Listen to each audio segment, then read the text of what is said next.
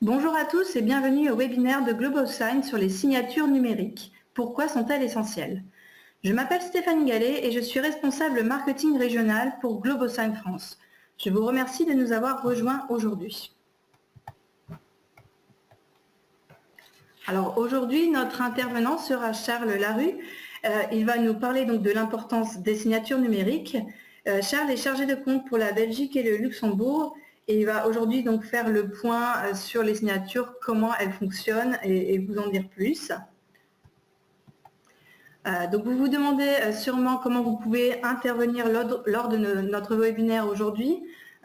Donc vous pouvez nous suivre sur Twitter et vous pouvez également poser vos questions à l'aide de votre panneau de contrôle GoToMeeting. Nous allons suivre donc cet encadré de près et nous répondrons à vos questions à la fin du webinaire. Donc, au programme aujourd'hui, vous en saurez plus sur les avantages pour votre entreprise de remplacer les processus papier et les signatures manuelles, ce que sont les signatures numériques, comment elles fonctionnent, les différentes sortes de solutions de signature numérique et comment savoir laquelle correspond à vos besoins, et aussi comment nos clients utilisent les signatures numériques pour économiser du temps et de l'argent grâce à nos cas d'utilisation. Et voilà, maintenant il est temps que je passe la main à Charles. Alors, tout d'abord, merci Stéphanie pour cette introduction et bienvenue à tout le monde pour ce webinaire sur les signatures numériques. On va pas perdre plus de temps et commencer directement dans le vif du sujet. Donc, on parle beaucoup ces derniers temps des signatures numériques et de la possibilité de signer numériquement des documents, mais de manière globale, tout cela reste assez confus. Certains d'entre vous représentent peut-être une entreprise privée, publique, voire même une administration. Et quelle que soit la taille de votre entreprise, je pense que les signatures numériques et leur utilisation suscitent le même intérêt. Alors, toute personne qui envisage d'utiliser des signatures numériques cherche en fin de compte à automatiser ces process de signature papier qui sont, soyons honnêtes, très consommateurs de ressources. Alors, les différents publics d'aujourd'hui ont sans doute des besoins très divers. Je risque par conséquent de ne pas pouvoir couvrir tous les scénarios d'utilisation et de déploiement possibles. J'essaierai néanmoins d'être le plus exhaustif possible. Je pense qu'on peut commencer. Alors, slide suivant, merci. Alors, en optant pour une solution de signature numérique, on réalise d'importantes économies. Vous êtes nombreux à prendre en compte le coût du papier comme facteur d'augmentation des coûts. Ce n'est pourtant pas le seul. Le véritable coût d'une signature papier ne se limite pas au coût du papier lui-même. Il faut également tenir compte des coûts d'impression, de photocopie, de distribution, de stockage, de numérisation et d'élimination des déchets. Alors, on perçoit quasi instantanément les économies que l'on peut réaliser avec les signatures numériques. Les économies sur les coûts de transport représentent également un avantage important, mais le gain de temps reste, à mes yeux, le plus gros avantage de ce type de solution. Réfléchissez au nombre de fois que vous avez dû attendre qu'une tierce personne imprime un document, le signe, le numérise avant de vous le renvoyer par mail. Ça peut être assez coûteux en termes de temps. Je ne pense pas prendre de risque en disant que nous sommes déjà tous passés par là. Attendre que l'on vous renvoie un document signé avant de le réimprimer de notre côté pour archivage. Ça peut prendre du temps une nouvelle fois. Si vous étudiez le retour sur investissement d'un passage à la signature numérique, voici quelques statistiques qui, je pense, devraient vous convaincre. Certains témoignages récents, sur lesquels nous reviendrons plus tard dans cette présentation, font état de millions d'euros d'économies réalisées en comparaison à une gestion papier des documents, une réduction de 75% du taux d'erreur par rapport à la méthode papier, et 85% de réduction sur les frais d'envoi. Mettre en perspective une facture de transporteur par rapport à ce type de solution fait très vite réfléchir aux économies qui sont réalisables. Et enfin, pour terminer, on a un taux d'adoption qui est compris entre 80 et 90%. Alors c'est assez impressionnant en effet quand on met tous ces chiffres les uns à la suite des autres. Dans une étude sur les avantages de l'e-signature, Ombud Research est effectivement parvenu au chiffre suivant.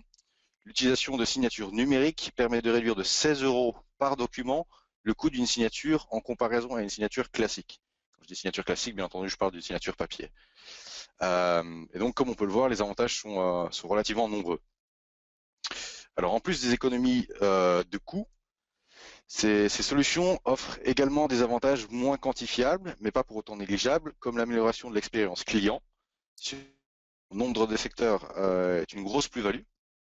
Rien de tel que les signatures numériques pour également garantir la satisfaction de vos clients et réduire la durée effective des cycles dans le processus mis en place. Et pour ne citer que quelques exemples, mais non des moindres, en plus d'améliorer la conformité, ces solutions ont également un impact moins lourd sur l'environnement, ce qui, je pense, aux yeux de tous, est devenu de plus en plus important dans le monde dans lequel on vit. Alors, maintenant que nous avons évoqué les économies financières et les facteurs de marché, passons rapidement en revue ce à quoi correspond une signature numérique. Car s'il y a bien une question qui revient souvent avec ce type de technologie, c'est concrètement comment ça marche. On va aborder le sujet tout de suite. Donc voilà, parfait. Alors, attention avant de poursuivre, il me semble nécessaire de différencier les signatures électroniques des signatures numériques. Le terme signature électronique est un terme générique utilisé pour désigner la version numérisée d'une signature physique. Il s'agit le plus souvent d'une simple image de signature. Alors, la signature peut être parfois, et je tiens à insister sur ce point, vérifiée par une tierce partie, et bien souvent, elle ne contient aucun dispositif permettant d'empêcher que le document soit modifié. Les signatures numériques, cette fois, sont quant à elles bien plus sûres en comparaison. Elles s'appuient sur les technologies d'infrastructure à clé publique que l'on appelle infrastructure PKI, de l'anglais Public Key Infrastructure. Lorsqu'un destinataire reçoit un document signé numériquement, il sait d'où vient le document, qui en est le signataire et à quel moment il a été signé grâce au sceau d'horodatage, également appelé timestamping, appliqué par un tiers au moment de la signature. Il sait également que le contenu du document n'a subi aucune modification depuis qu'on y a appliqué la signature elle-même. En arrière-plan, les opérations cryptographiques qui sont appliquées au document garantissent une sécurité totale. Je vous propose maintenant d'étudier le fonctionnement de tout ça sur quelques diapositives. Alors, une signature numérique se compose de deux éléments principaux. On retrouve ce processus et ses composants dans toutes les solutions commercialisées. Le certificat numérique représente l'un de ces éléments clés, dans, bien entendu, le document que l'on doit signer directement. Un certificat numérique est une sorte de carte d'identité virtuelle, une identité de vérification tierce que l'on appelle autorité de certification, c'est le cas de GlobalSign, vérifie votre identité et vous délivre par la suite un certificat. Comme ce certificat vous est propre, son utilisation pour signer un document prouve que vous en êtes bien le signataire. Lorsque vous appliquez une signature numérique, une opération cryptographique lie votre certificat et les données signées. Ça peut être un PDF ou n'importe quel autre type de document. En une seule et même empreinte digitale. Le caractère unique des deux composantes de la signature, l'identité du signataire et les données, confère aux signatures numériques la légitimité pour constituer une alternative viable aux signatures manuscrites. Alors, je vous propose de regarder maintenant d'un peu plus près ce que cela signifie. Signer des documents, bien que cela ne soit pas indiqué, nécessite Adobe Reader, qui peut être mise à jour de signer à l'aide d'un certificat digital.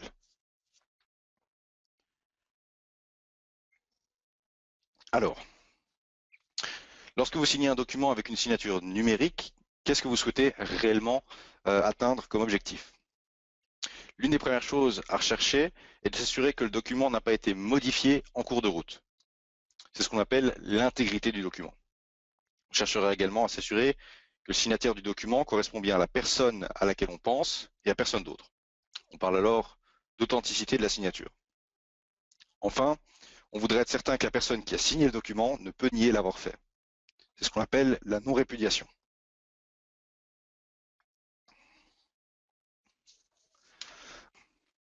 Je vous propose maintenant d'étudier brièvement le fonctionnement d'une signature numérique.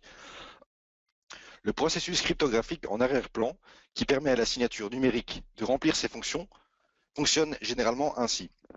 Lorsque vous cliquez sur « Signer » dans un document numérique ou un programme compatible avec les signatures numériques, comme c'est le cas d'Adobe Acrobat, d'Adobe Reader ou de Microsoft Office, une empreinte numérique unique, que l'on appelle H, du document, est créée à l'aide d'un algorithme mathématique. Ce hash est spécifique à ce document. En clair, le moindre changement apporté au document génère un hash qui sera différent. Ce hash est ensuite chiffré à l'aide de la clé privée de l'un de vos certificats numériques. Le hash est par la suite chiffré, et votre clé publique sont ensuite combinés en une signature numérique annexée au document. Le document numérique signé peut maintenant être transmis à son destinataire.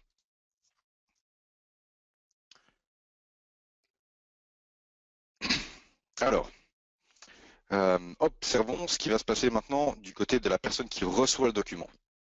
Quand elle l'ouvre, le programme utilise automatiquement la clé publique du signataire, incluse dans la signature numérique du document, pour déchiffrer le hash du document. Le programme calcule alors un nouveau hash de ce même document.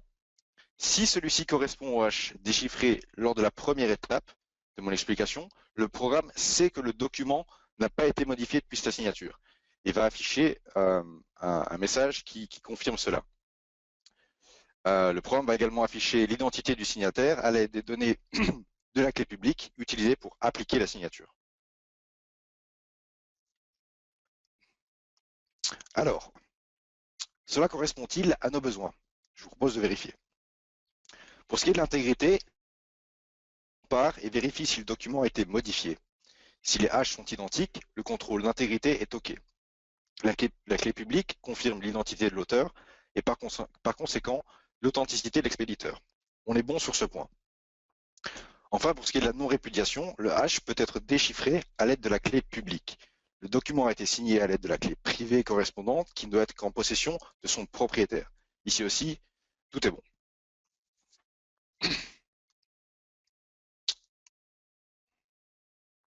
Regardons maintenant à quoi ressemble un document signé numériquement. Voici un exemple de PDF signé numériquement. Deux types de signatures numériques sont appliquées à ce document. Une signature certifiée et une signature d'approbation. La signature certifiée, comme celle représentée sur cette image, atteste du contenu du document et permet au signataire de spécifier les types de changements autorisés dans le document pour que celui-ci reste certifié. Parmi les options de changement possibles, on a modification non autorisée, remplissage de formules uniquement ou remplissage de formulaires avec l'ajout de commentaires. Les signatures certifiées s'affichent en haut du PDF sous la forme d'un ruban bleu. C'est ce que vous voyez en haut à gauche sur l'écran. Et également d'une barre bleue, comme indiqué ici. Alors, les noms du signataire, de son entreprise et de l'autorité de certification sont très clairement affichés. Donc, c'est des informations qui sont vraiment très accessibles. Ces informations sont directement extraites de la clé publique utilisée pour appliquer la signature. Les signatures d'approbation que l'on peut voir au bas du PDF sont apposées lorsqu'une personne signe un document pour marquer son accord, son approbation ou son acceptation. Il est possible de personnaliser une signature d'approbation pour afficher votre signature physique ou l'emblème officiel d'une profession, que ce soit médecin, notaire ou ingénieur. Lorsque l'on clique sur les détails de la signature, il est indiqué que le document n'a pas été modifié depuis sa signature.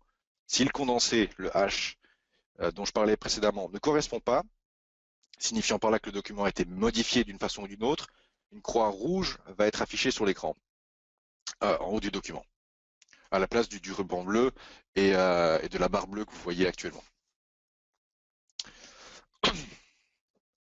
Alors, on nous interroge souvent sur l'expiration de la signature. C'est un point très important, car les signatures numériques sont liées au certificat numérique lui-même. Des certificats qui portent une date d'expiration ou qui peuvent être révoqués. Les gens s'inquiètent souvent de ce qui advient de la signature lorsque le certificat n'est plus valide.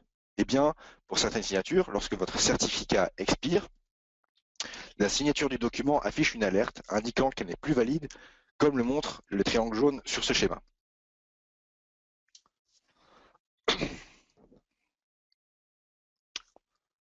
Alors, les conséquences de la révocation d'un certificat, dans ce cas-ci, ne sont pas les mêmes. La signature se casse, ce qui va entraîner son invalidation, comme vous le voyez ici, représenté par les deux croix rouges sur votre écran. Comment dans ce cas de figure, dans ce cas de figure-ci, comment faire en cas de révocation ou d'expiration du certificat? Les problèmes surviennent au moment en fait où le logiciel procède à la validation de la signature. Il va vérifier la validité réelle du certificat de signature à ce moment précis, au moment de l'ouverture du document, même si l'application effective de la signature remonte à plusieurs mois, voire même à plusieurs années. Ce n'est pas vraiment un problème, puisque cela fait partie de la nature des certificats et signatures numériques. On optera cependant pour une signature numérique comprenant une longue période de validité ou un saut de redatage. Saut de redatage qui sera délivré par un tiers de confiance. Une solution de signature numérique intégrant ces options prolonge la validité de la signature, même après l'expiration du certificat. Pour la révocation, c'est un peu différent, car personne ne souhaite qu'un certificat ou une signature soit considéré comme fiable si le certificat a été révoqué. Alors, je vous propose d'opter maintenant pour les options de déploiement. Nous avons vu la technologie qui se trouve derrière les signatures numériques et leur fonctionnement. Voyons maintenant leur mise en œuvre dans votre environnement. Alors, commençons par l'option du côté client. Cette option est idéale pour les signatures de petits volumes. Le certificat va être généralement stocké sur une clé USB ou token USB. L'application des signatures s'effectue le plus souvent à l'aide d'une application qu'on appelle également Signing Tool. Ça peut être le cas d'Adobe Acrobat, Adobe Reader ou parfois même d'une solution maison. Certaines applications, comme c'est le cas par exemple de Bluebeam, sont très utilisées dans certains secteurs d'activité comme les bureaux d'études notamment. Alors, lorsqu'on a besoin qu'une personne puisse signer un document, on opte généralement pour des déploiements côté client. Ça peut notamment être le cas d'un bureau d'études qui demandera à ses ingénieurs d'approuver les plans de certains projets d'une société dans le domaine de la biopharmaceutique qui exigera la signature des rapports de labo, des professionnels de la santé qui devront signer des papiers d'assurance ou des etc., etc. Alors, pour comprendre ce cas d'utilisation, prenons comme exemple l'un de nos clients. Nous avons logé ici CHA, qui, comme dans beaucoup de bureaux d'études et d'architectes, doivent signer manuellement des milliers de dessins techniques qui seront convertis en fichiers PDF pour être enfin distribués et archivés. La gestion des documents prenait trop de temps et ne permettait pas vraiment de tenir les délais serrés. Une fois les documents finalisés, il fallait apposer le tampon de l'entreprise et faire signer chacune des pages par l'ingénieur qui avait créé ou approuvé le document. Une fois le processus terminé, le document était transmis au centre de production documentaire pour y être numérisé au format PDF et imprimé en plusieurs centaines d'exemplaires. La solution de signature de PDF proposée par GlobalSign permet à CHA de signer les PDF dans Adobe Acrobat. Cela supprime totalement l'étape de la signature manuelle de chaque document physique, puis de leur numérisation en format PDF. La solution est totalement conforme aux réglementations nationales sur les signatures numériques et permet à CHA de gagner un temps précieux et bien entendu d'économiser des ressources. Alors, je vous propose maintenant d'étudier le cas d'utilisation d'une implémentation côté serveur. Alors, l'option côté serveur convient aux entreprises qui utilisent un logiciel de génération automatique de documents qui est développé en interne ou obtenu auprès d'un partenaire technique. Ce logiciel est généralement utilisé pour générer d'importants volumes de documents. Alors, le certificat de signature est généralement stocké sur un HSM, HSM qui signifie littéralement Hardware Security Module. GlobalSign prend en charge le déploiement des HSM aussi bien sur site, mais propose également une option hébergée, également appelée hosted, avec stockage de certificats de signature sur une partition HSM virtuelle qui est mise à la disposition de nos clients. Les déploiements côté serveur sont principalement utilisés pour les signatures de certification lorsque l'on souhaite verrouiller un document afin d'empêcher toute modification ultérieure. Pour ces déploiements, on utilise généralement les informations de l'entreprise ou d'un département plutôt que les informations d'une personne spécifique qui signerait le document. Une compagnie d'assurance peut dès lors signer et verrouiller, par exemple, tous les formulaires qu'elle a reçus. Alors, je vous propose d'illustrer ici le cas de figure par un exemple. On a choisi la compagnie d'assurance vie Colombian Mutual Life Insurance, qui fait également partie de nos clients. Elle souhaitait améliorer la qualité des nouvelles demandes d'assurance et réduire les délais de traitement des nouveaux contrats jusqu'au paiement des commissions et à l'envoi de la police d'assurance aux clients. Pour y parvenir, la compagnie d'assurance cherchait à remplacer son workflow papier existant par une solution de signature numérique. L'implémentation de la signature numérique au sein de l'entreprise devait permettre de produire un document signé numériquement et horodaté avec la même intégrité légale qu'un document papier signé manuellement.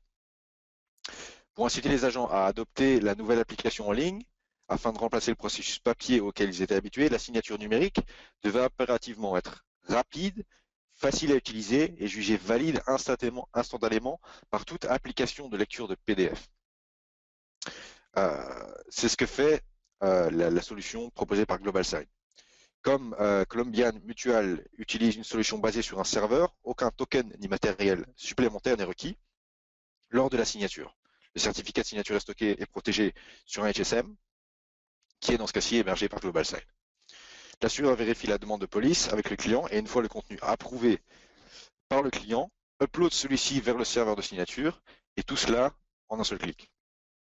De l'autre côté, le serveur de signature convertit la demande de contrat en fichier PDF, effectue un horodatage et la signature numérique de la compagnie en dialoguant avec le module HSM dans le cloud. La police d'assurance est prête en quelques minutes, réduisant considérablement les délais de traitement par rapport aux méthodes papier traditionnelles. Et voilà pour la partie théorique, je dirais. On va maintenant passer aux questions. Je vais rendre la parole à Stéphanie.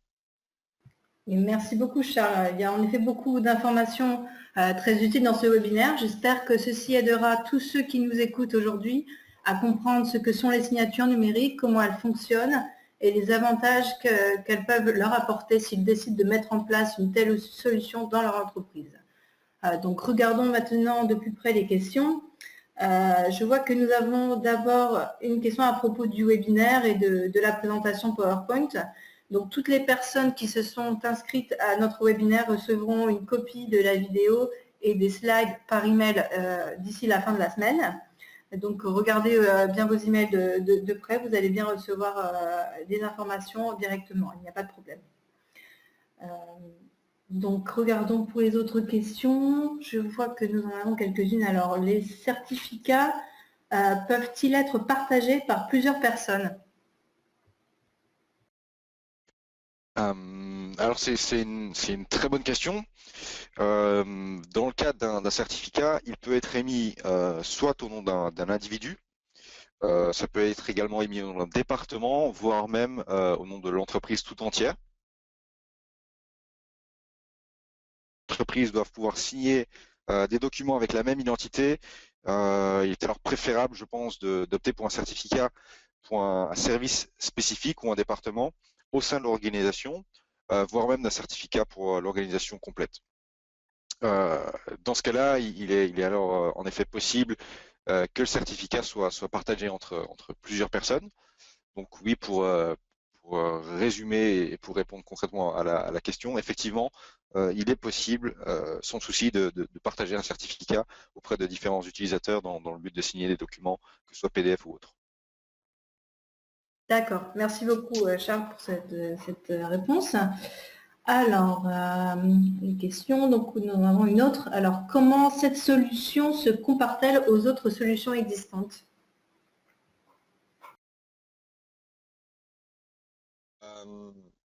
Il existe en effet plusieurs types de solutions pour signer des documents. Notre solution de base est elle-même basée sur les certificats et inclut un service d'horodatage.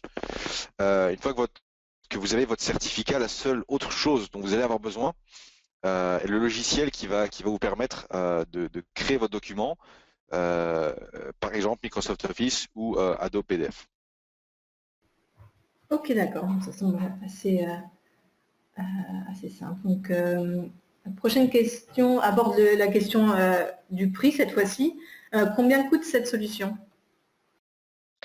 Alors, dans le cas des certificats, le prix est relativement variable en fonction de différents critères. Si ça va être un certificat attribué pour une personne ou un département ou une entreprise, on va avoir également besoin de déterminer si un horodatage sera nécessaire ou pas. Et dans ce cas-là, ce qui détermine le prix principalement, c'est la quantité de documents qui vont devoir être signés. Donc on va compter le nombre de signatures et le nombre de fois où un timestamping doit être apposé. Ça, c'est tous des facteurs qui vont faire varier le prix du certificat.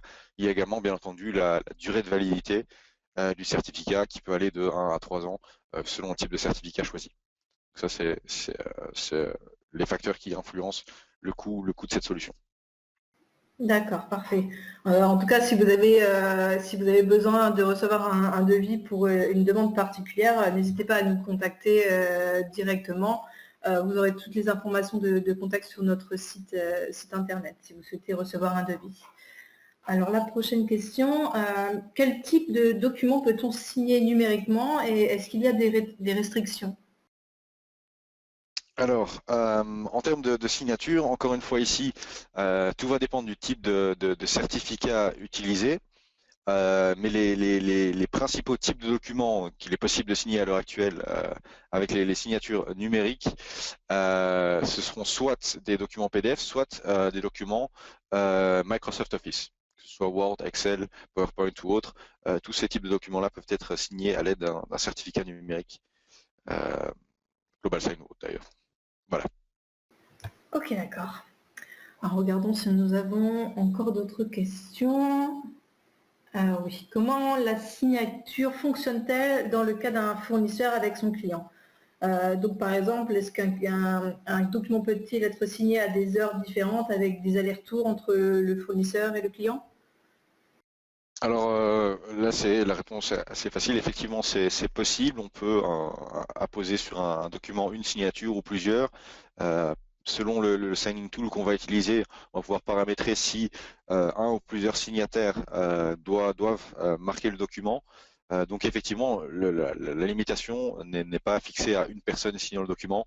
Plusieurs personnes peuvent sans souci signer un même document PDF à l'aide de leur certificat propre. D'accord. Alors je crois que nous avons encore le temps pour une dernière question. Donc est-ce que mon destinataire aura besoin d'un logiciel spécifique pour recevoir mon document signé numériquement? Alors, a priori, pour le moyen le plus commun pour recevoir un document signé numériquement, c'est via mail. Tout le monde a la possibilité de recevoir ce type de document. Quant à l'ouverture même du document, le document PDF reste le même. Il est possible de l'ouvrir via Adobe Reader. Et comme expliqué précédemment lors de la présentation, on va à l'ouverture du document voir immédiatement les signes sur l'écran qui prouvent que le document a bien été signé, les informations du certificat, etc., etc. Tout sera visible sans avoir besoin d'une version spécifique ou d'un programme de lecture de documents PDF spécifique pour les voir. Donc je pense par chacun d'entre nous, c'est Adobe Reader. Et à l'ouverture d'un document PDF signé, on va immédiatement voir que la signature a été apposée. C'est également le cas pour un document Microsoft Word ou Excel ou autre, enfin n'importe quel document issu de la suite Microsoft Office, on verra immédiatement à leur ouverture qu'ils ont été signés. Donc il n'y a aucune application supplémentaire à posséder pour pouvoir lire ces documents signés. Et donc voilà, a priori, ça c'est la synthèse que je peux donner pour répondre à cette question.